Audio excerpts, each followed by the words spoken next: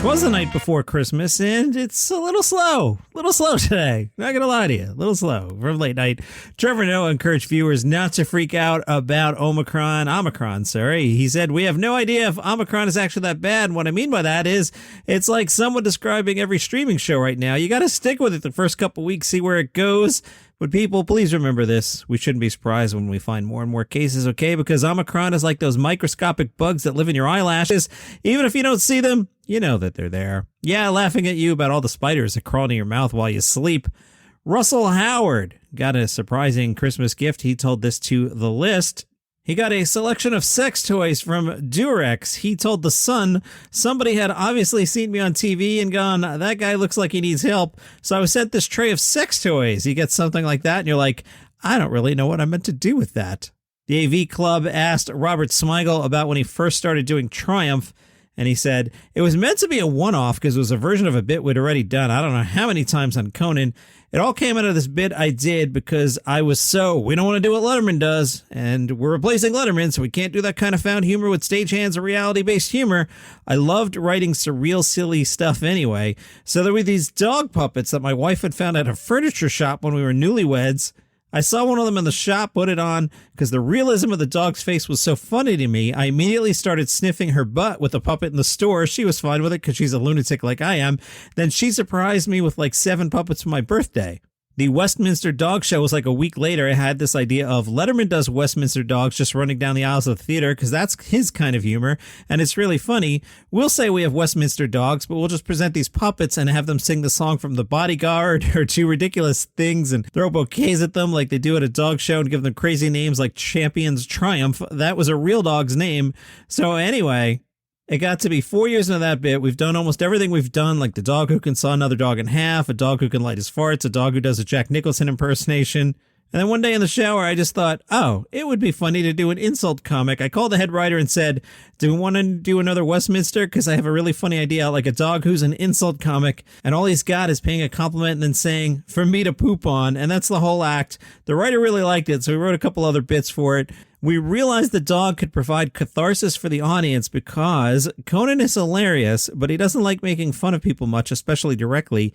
He doesn't want to be that kind of host. He wants to be polite. Meanwhile, the audience has to sit through 2 acts of John Tesh with Conan just being nice to him. So as Triumph, I can come out and it's like, thank you, finally. For like a couple of years, that was enough, and he was the most popular character on the show for doing that, like crapping on the first guest midway through the show.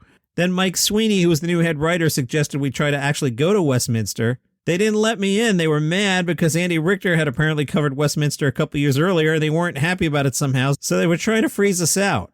Then one of the producers got the idea that we go through the back entrance. We were going to get these fake passes that said NBC and act like we know what we're doing.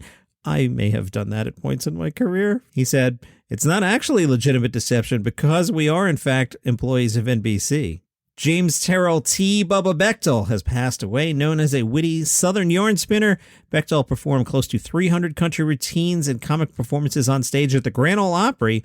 During a 20-year career, his son said he was known as a Southern humorist, a storyteller. He loved the South. T. Bubba Bechtel passed away Sunday at age 76 in his sleep. Yesterday on the podcast, we celebrated Comedy Festivus. Travis Zepp went to the Facebook group, which is Daily Comedy News Group on Facebook.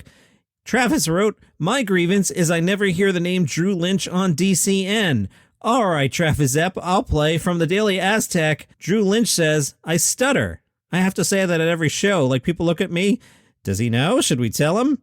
It's important to have the confidence to address your own self-awareness. It's helpful. It helps to ease the tension in your buttholes. I Googled Drew Lynch. That was the only thing that really came up. Mel Brooks spoke to the Laugh Button. The Laugh Button was like, Mel Brooks, do you ever get the feeling Johnny Mac went to the leftovers folder to hand in an episode of Christmas Eve? Mel Brooks said, I think that's painfully obvious. And then Mel started talking about the first time he was on with Johnny Carson and said, I fell in love with Johnny Carson the minute I met him because he was a good natural audience. I'm laughing at my own jokes. Other nighttime hosts, I can't blame them. They always wanted a few laughs for themselves, and they weren't such good audiences as they were sometimes competing with you for the audible's attention and laughs. Carson was a natural, beautiful audience. He just listened. One of the first things I did on the show, I played an Indian ichthyologist. I played an Indian professor of fish and mostly about sharks, and I said stuff like, If somebody rings a bell and you don't get a clear answer, it might be a shark.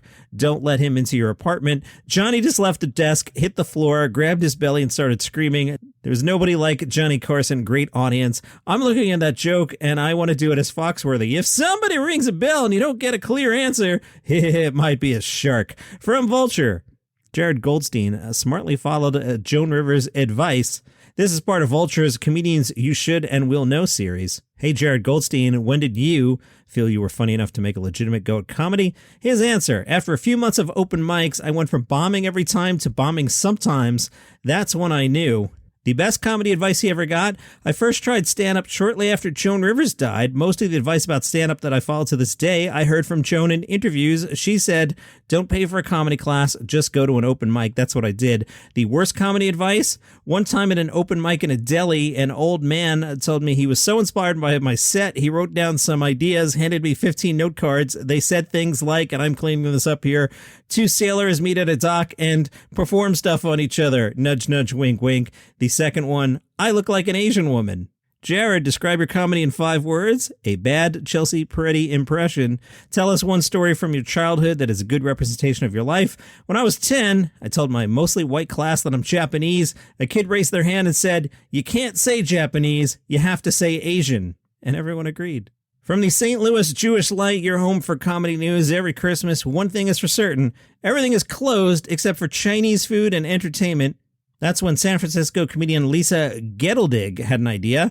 Enter the Kung Pao Kosher comedy events. Every Christmas, Jewish comedy served up with a heaping portion of Chinese food has become a Bay Area tradition.